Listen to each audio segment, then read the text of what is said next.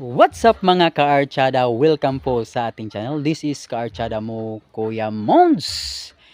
So magandang araw po sa inyong lahat. Lalong-lalo na po sa ating mga subscriber na walang sawang sumusuporta sa atin.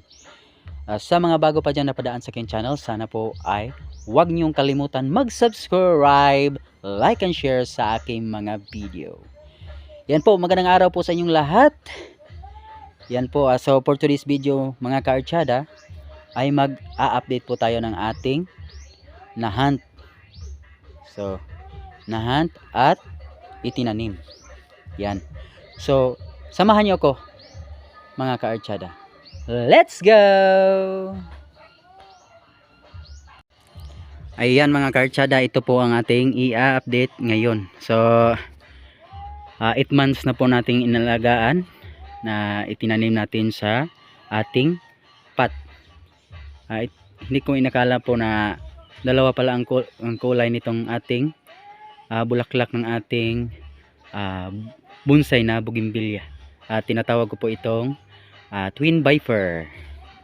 So dahil po sa kaniyang forma po, yan.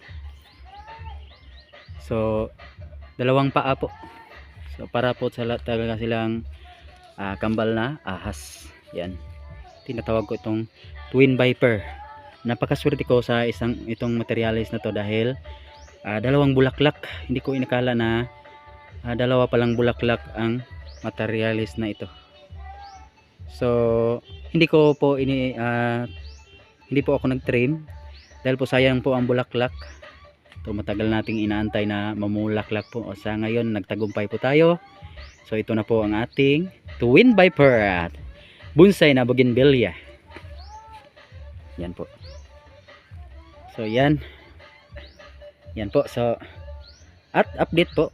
So meron po din na po akong ipapakita sa inyo na isang materialis na swerte po tayo dahil katulad po nito, dalawa ang bulaklak, no?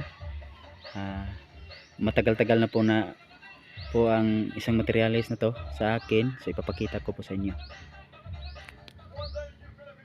Yan, welcome back po sa ating channel. Yan po, ito po ang sinasabi ko na bougainvillea na dalawa ang kulay.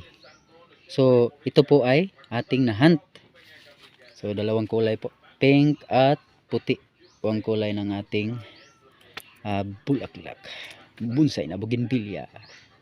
Yan po. So yan.